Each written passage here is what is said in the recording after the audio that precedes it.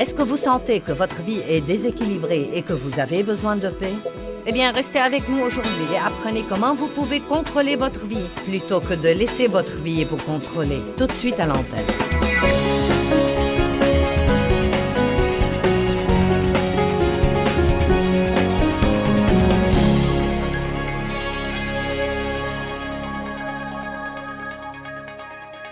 Quand Jésus vient vivre en nous, il vient vivre dans notre esprit.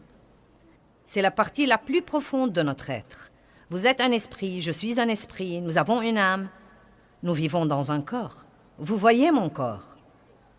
Vous ne pouvez pas voir mon âme de vos yeux physiques, mais vous pouvez voir ce qui sort de mon âme, ou vous pouvez sentir ce qui sort de mon âme. Parce que votre âme est votre pensée, votre volonté et vos émotions. Elle vous dit ce que vous pensez, voulez et ressentez, mais elle ne vous dit rien sur Dieu. Si vous voulez savoir ce que dit Dieu, vous devez aller plus profondément. Vous devez apprendre à marcher dans l'esprit et à être mené par l'esprit, et non pas être mené par votre chair ou être mené par le diable. Le Saint-Esprit mène et guide. Le diable essaye de nous pousser, la chair essaye de nous pousser, elle essaye de nous forcer, de nous manipuler. Mais le Saint-Esprit est doux et il nous mène et nous guide. Il y a donc plusieurs domaines où nous devons avoir des frontières. Et quand nous aurons ces frontières, nous jouirons bien davantage de notre vie. Combien d'entre vous aimeraient jouir de leur vie plus qu'ils n'en jouissent en ce moment? Bon. Eh bien, la première chose dont nous allons parler et en finir, car je sais que vous ne voulez pas en parler, c'est le comportement alimentaire. Vous ne croyez pas que c'est gentil que j'ai décidé d'en finir depuis le début? Nous devons assumer la responsabilité de nos vies et la responsabilité de nos appétits et arrêter de laisser la fourchette nous mener à la baguette. C'est très navrant, quand il y a un morceau de tarte sur une table, que vous laissiez ce morceau de tarte vous dicter vos actions. Amen? Quelqu'un m'a offert un jour un paquet de cacahuètes enrobées de chocolat car il a su que je les aimais. S'il vous plaît, ne m'en envoyez plus. Donc quelqu'un me les a offerts et je les ai aimés. Et la première erreur que j'ai faite était de les prendre et de les cacher dans une partie du réfrigérateur, dans le beurrier précisément. C'était dans la porte du frigo et ce n'était pas transparent. On ne voyait pas ce qu'il y avait dedans. C'était mes cacahuètes enrobées de chocolat. J'avais décidé de bénir ma chair de l'une d'elles tous les soirs après le dîner. Mais vous savez, la chair est plutôt folle. Et elle n'est jamais satisfaite de ce que vous lui donnez. Pas pour longtemps.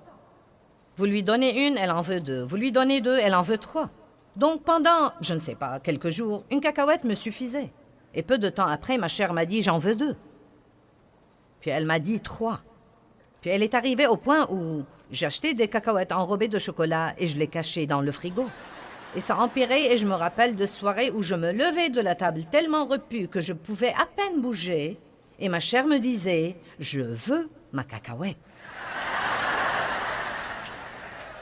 Combien d'entre vous comprennent que je laissais ces cacahuètes me mener à la baguette et que ce n'est pas la vie que Dieu veut pour nous et que ce n'est pas la liberté? Parce qu'il y avait une partie de moi qui me forçait à faire quelque chose qu'une autre partie de moi ne voulait pas. Je pouvais prier là-dessus autant que je voulais, mais j'ai dû prendre la décision de prendre le contrôle de mon âme. 1 Corinthiens 6, 12. Toutes choses me sont permises, admissibles et légitimes, mais toutes choses ne sont pas bonnes et utiles. Toutes choses ne sont pas opportunes et profitables tout compte fait. Toutes choses me sont légitimes, mais je ne me laisserai asservir par rien ou être sous son emprise. Donc voici plutôt ce que dit Paul. Il dit « Je peux essentiellement faire tout ce que je veux ». La parole de Dieu n'est pas une prison pour moi. L'Esprit de Dieu ne m'emprisonne absolument pas. C'est une frontière pour ma vie et une frontière qui dit « Si tu fais ce que je te dis de faire, tu t'épargneras des ennuis ». Mais Paul dit « Je peux faire tout ce que je veux faire ». Cependant, certaines des choses que je pourrais faire ne sont peut-être pas la meilleure chose pour moi. Donc il dit « Vous savez, je peux sortir d'ici si je veux. Je peux trébucher sur tous les rochers, je peux tomber dans tous les pièges que je veux. Mais à quoi bon vivre comme ça quand Dieu nous montre une meilleure voie?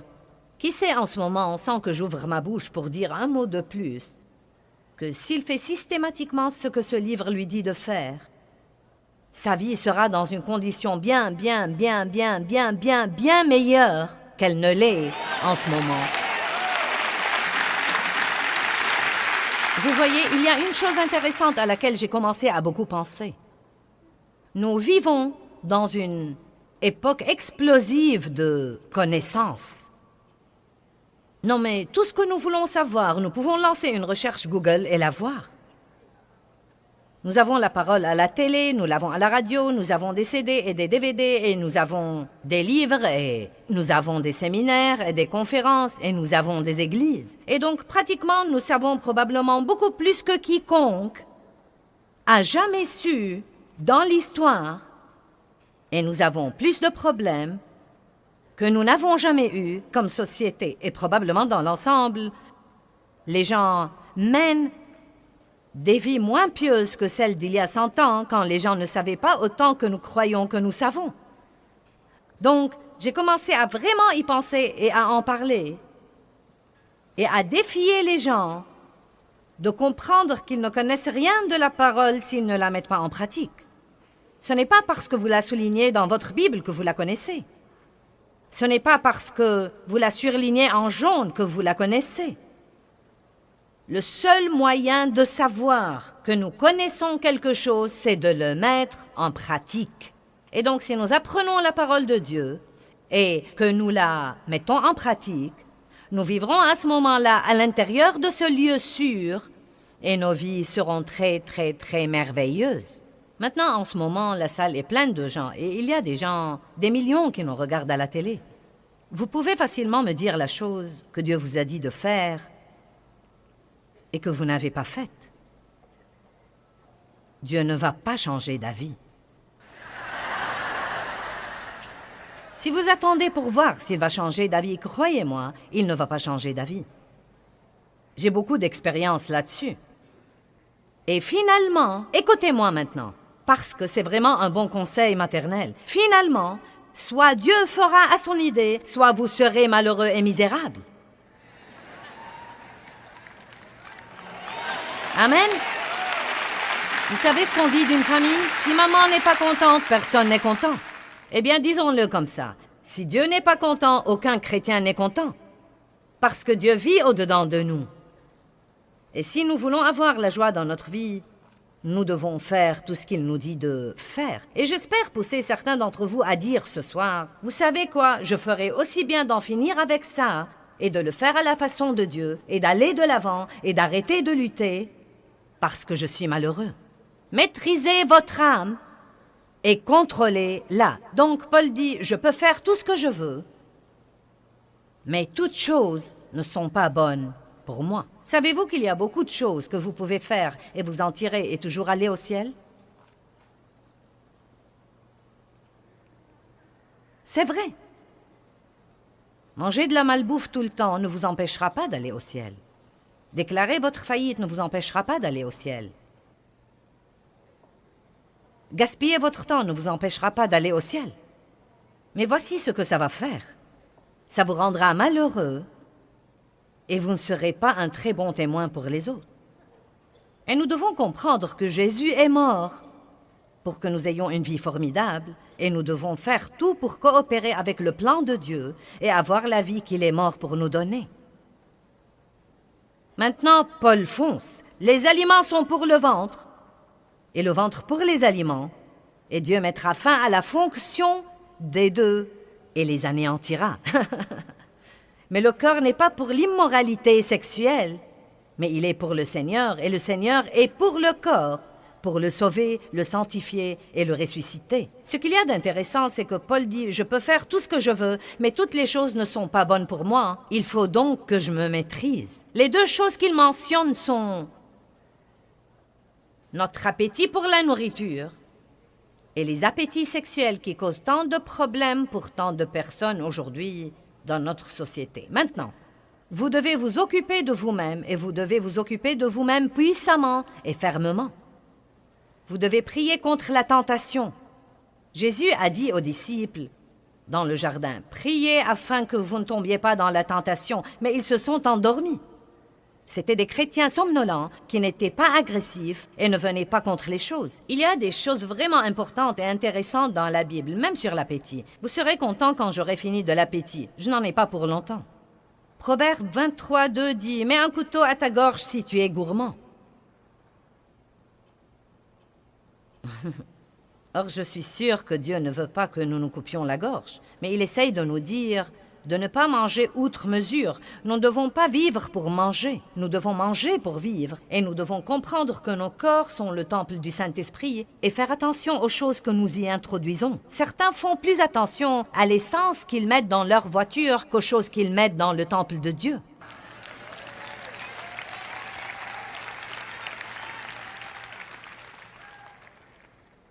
Ensuite, Matthieu 5:29 dit « Si ta main entraîne ta chute, coupe-la. Si ton œil entraîne ta chute, arrache-le. » Là encore, il ne nous demande pas de couper notre main et d'arracher notre œil et de couper notre gorge. Mais pour moi, ce qu'il dit, c'est « Écoutez, vous devez vous maîtriser. Je vais donc partager avec vous certaines frontières que je me suis imposées dans certaines de mes habitudes alimentaires. Et peut-être que cela vous aidera. Peut-être que vous espérerez vous lever un jour et ne plus vouloir le truc. Ça ne va pas arriver. Peut-être que vous espérez vous lever un jour et ne pas avoir faim. Eh bien, ça ne va pas arriver non plus. Vous devez donc prendre des décisions si vous voulez vous sentir mieux. Combien d'entre vous voudraient se sentir bien quand ils vieilliraient? Ça dépend en grande partie de la manière dont vous vous occupez de vous-même en ce moment. Vous pouvez boire du soda toute la journée et du café toute la journée. Et plus vous vieillissez, plus votre peau va s'abîmer. Mais si vous buvez beaucoup d'eau propre et fraîche, vous serez absolument stupéfié de la beauté de votre peau. Pas seulement maintenant. Vous serez stupéfié de votre énergie. Et je n'essaye pas ce soir de vous donner une leçon de santé. J'ai plein d'autres choses dont je veux vous parler. Mais l'eau constitue 70% de votre corps. Et si vous n'en buvez pas assez, il n'y a pas une cellule ou un organe dans votre corps qui fonctionnera de la façon dont il est censé fonctionner. Eh bien, je n'aime pas l'eau. Eh bien, apprenez à l'aimer.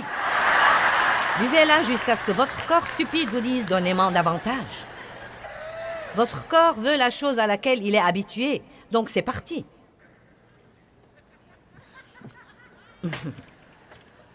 Je me suis imposé des barrières et des frontières parce que je veux me sentir bien. Je ne veux pas me sentir fatigué tout le temps. Je ne veux pas me sentir mal tout le temps. Je veux continuer à faire ce que je fais jusqu'au jour où Jésus va me prendre chez lui. Et je sais que pour faire ça, je devrais m'occuper de moi-même. Donc, je bois du café, mais ma frontière est que je bois 2 tasses par jour. Nous n'allons pas parler de la grandeur des tasses, mais... Hé, nous faisons des progrès. Maintenant, de temps en temps, écoutez-moi, de temps en temps, parce que je ne veux pas que mes frontières deviennent une prison. Donc, de temps en temps, si je bois mes 2 cafés tôt dans la journée, et que peut-être nous sortons dîner un dîner agréable, et que je veux une 3e tasse de café, je sors de la porte de ma barrière, et je prends cette 3e tasse de café. Mais le jour d'après, je reviens à ma frontière. Vous voyez, ce n'est pas ce que vous faites de temps en temps dans votre alimentation qui va ruiner votre santé. C'est vivre sans frontières tout le temps. Je vais vous donner ce soir une responsabilité. Si vous ne voulez aucune frontière, vous feriez aussi bien de partir maintenant, parce qu'il y a beaucoup de trucs à propos desquels nous prions et nous attendons que Dieu les fasse à notre place. Mais la vérité, c'est qu'il nous donnera la force de les faire. Mais il nous faudra combattre le bon combat de la foi, tenir ferme, mettre quelques frontières dans notre vie et laisser notre chair piquer sa crise jusqu'à ce que nous la maîtrisions de nouveau. Mes cacahuètes m'ont manqué quand j'ai d'abord arrêté de les manger. La vérité est que maintenant, je ne pense aux cacahuètes enrobées de chocolat que quand je raconte cette histoire. Et franchement, je pourrais avoir tout un paquet de cacahuètes enrobées de chocolat dans ma chambre. Car beaucoup de fois, soit on m'envoie des douceurs, soit l'hôtel nous donne des douceurs. Et je ne suis même pas tentée de les manger.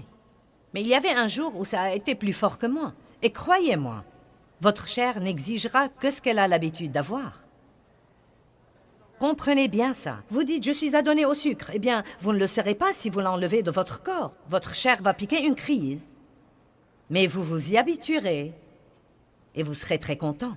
Eh bien, et les desserts alors? Eh bien, j'ai une frontière de 2 desserts par semaine. Je prends 2 desserts par semaine. Et j'en jouis quand je les prends. Non mais je les attends avec impatience. Et j'en parle. J'ai déjà un gâteau jaune avec un glaçage au chocolat qui m'attend en rentrant à la maison. Et j'en jouirai. Mais vous voyez, je peux faire ça 2 fois par semaine et me sentir toujours bien et avoir toujours le poids que je veux avoir et sentir toujours que je m'occupe de moi-même. La parole de Dieu n'est pas une prison, mais elle nous dit ce que nous devons faire pour nous occuper de nous-mêmes. Mais qu'est-ce qui arrive? Nous mangeons le gâteau, nous aimons le gâteau, donc maintenant notre petite âme se déchaîne et nous voulons du gâteau tous les jours. J'aime la crème fouettée dans mon café et j'ai commencé à boire de la crème fouettée dans mon café. Et peu de temps après, mes pantalons sont devenus serrés. Donc maintenant, je jouis toujours de la crème fouettée dans mon café, mais ma frontière est 1 fois par semaine. Et demain est le jour.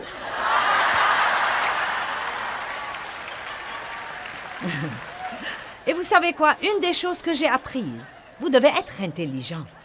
Vous voyez, quand je fais ces conférences, je travaille vraiment dur. Et quand je finis, demain matin, je vous aurai donné tout ce que j'ai. Et ensuite, je dois rentrer à la maison et reprendre des forces pour pouvoir faire une autre conférence le week-end suivant ou le week-end d'après. Et j'aime beaucoup ça. C'est ce que je suis appelée à faire, mais j'ai appris que quand je finis et que je suis fatiguée, je dois faire quelque chose pour moi-même. Parce que sinon, je vais commencer à dire « je ne fais que travailler ». Donc, vous savez quoi? Cette crème fouettée dans mon café demain va revigorer ma chair. Et ce petit peu de gâteau va revigorer ma chair. Mais je reviendrai ensuite tout droit à ma frontière, car je ne veux pas avoir une âme déchaînée. Allez, est-ce que quelqu'un est avec moi ce soir? Je ne vis pas dans une prison où tout ce que je fais tout le temps, c'est de me priver. Mais je refuse à mon âme le droit de me dominer et de me mener à la baguette tout le temps. Et je crois vraiment que nous sommes tellement excessifs. Soit nous ne faisons rien, soit nous faisons tout. Si je goûte à un biscuit, j'en mangerai une douzaine. Non, ce n'est pas vrai. Vous n'êtes pas censé vivre comme ça. J'aime beaucoup les pâtes et je pourrais en manger tous les jours. Mais j'essaye de me limiter à 1 fois par semaine. J'essaye de boire 3 litres d'eau par jour, mais je commence à sentir que je vais me noyer. Je ne sais pas, c'est beaucoup trop. Mais on me dit que parce que je voyage beaucoup et que je parle beaucoup, je dois boire alors au moins 3 litres et demi d'eau par jour. Quand je voyage et que j'ai beaucoup de décalage horaire, je dois parfois prendre des somnifères pour pouvoir dormir la nuit. Mais vous savez quoi? Je n'en prends pas plus de 2 nuits de suite parce que je ne veux absolument pas m'y adonner.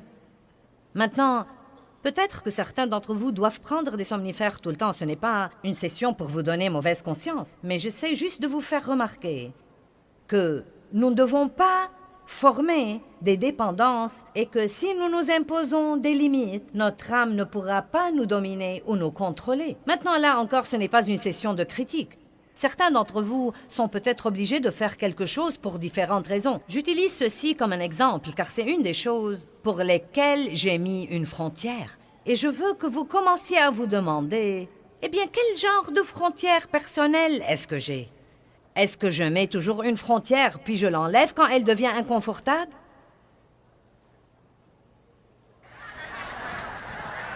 C'est facile de se mettre au régime dimanche soir après le dîner. C'est facile de noter tout ce que vous n'allez pas manger la semaine prochaine jusqu'à avoir faim. Donc, pourquoi ne priez-vous pas là-dessus? Imposez-vous des frontières sur votre alimentation. Cela ne veut pas dire que nous ne pouvons pas jouir de la nourriture. Dieu a mis la nourriture sur terre pour que nous en jouissions, mais nous ne voulons pas qu'elle nous domine et devienne notre patron. Êtes-vous prêts pour autre chose? Vous en avez assez de la nourriture, donc je passe à la chose suivante. Bien, parlons de l'argent. Il y a un autocollant qui dit « Je ne peux pas être à découvert, il me reste encore des chèques. » Et malheureusement, c'est le style de vie de beaucoup de gens. C'est à peu près tout ce qu'ils savent sur leurs finances. Il y a des gens qui font des chèques tant qu'ils en ont. Ils ne savent pas si leurs chèques sont sans provision. Il y a des statistiques sur les dettes, et je ne vais pas les lire toutes. J'ai une série là-dessus si vous avez des problèmes financiers et que vous voulez vraiment arranger les choses. Et je sais que c'est très populaire, vous savez, de prier pour un miracle d'annulation des dettes. Vous savez, il y a même des gens qui font des séminaires et voyagent ça et là et imposent les mains sur vous pour l'annulation des dettes. Ils disent que si vous donnez à leur ministère, Dieu annulera vos dettes. Je vais vous dire comment vous acquitter de vos dettes. L'opposé de la façon dont vous vous êtes endetté. Amen. Vous avez trop dépensé et vous vous êtes endetté. Maintenant, il faut que vous dépensiez moins pour vous acquitter de vos dettes. Amen.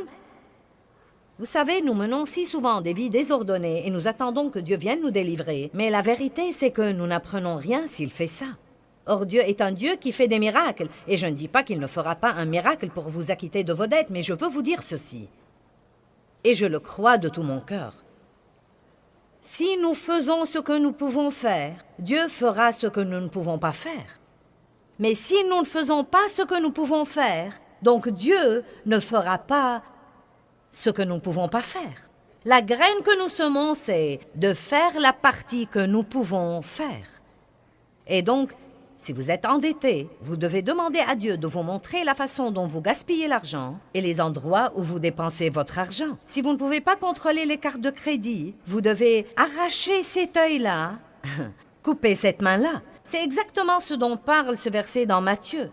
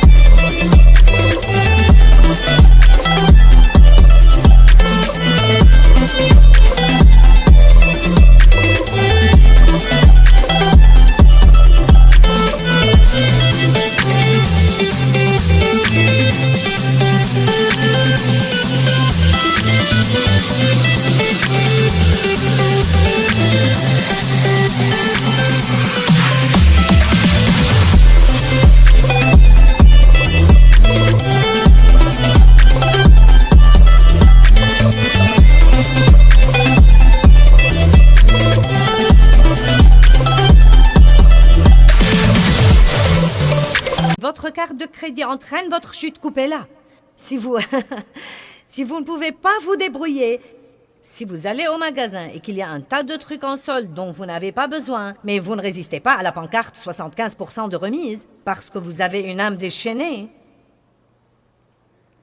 peut-être que certains pensent, je croyais que nous assisterons à une réunion religieuse. C'est précisément le genre de truc dont nous devons parler à l'Église. C'est pourquoi les vies des gens sont un tel gâchis, et c'est pourquoi ils ne sont pas heureux. Et Dieu parle de ce genre de truc. La Bible dit, celui qui emprunte est l'esclave de celui qui prête, et que l'avidité vole la vie des personnes avides.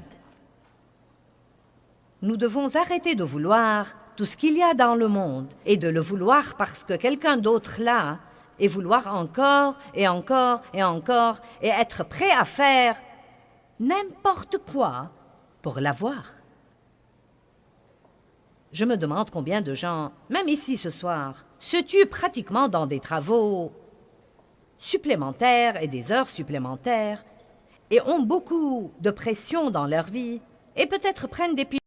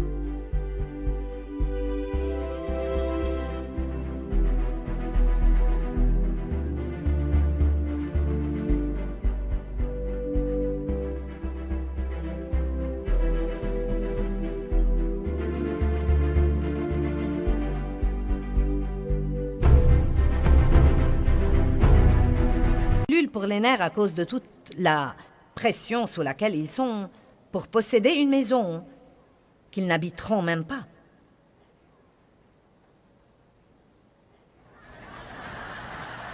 Sauf peut-être pour dormir, s'ils arrivent à dormir. Je me demande combien de gens prennent 3 emplois pour envoyer leurs enfants à l'université alors qu'ils ne prennent même pas la peine de leur parler.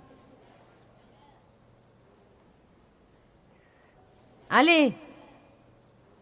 Je ne dis pas de ne pas les envoyer à l'université, mais un temps avec vous serait plus important que de prendre 3 emplois pour leur donner ce que tous leurs amis ont et finir par ne pas même les connaître.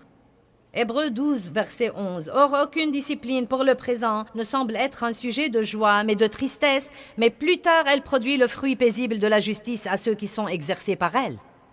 Donc, la moindre discipline, que ce soit boire 2 tasses de café par jour alors que vous en voulez 10, ou prendre la crème fouettée 1 fois par semaine alors que vous aimeriez la prendre tous les jours, aucune discipline n'est drôle en ce moment, ne semble être un sujet de joie. Mais mes chers, plus tard. Mais plus tard. Amen.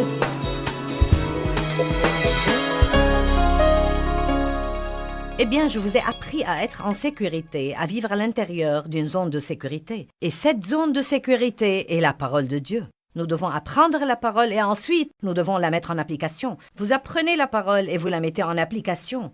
La connaissance mentale à elle seule ne vous sert à rien. Vous devez la mettre en application. Mais je peux vous assurer que Dieu vous réserve une vie merveilleuse, mais il veut que vous coopérez avec lui pour la voir se réaliser. Dieu a un rôle et vous avez un rôle.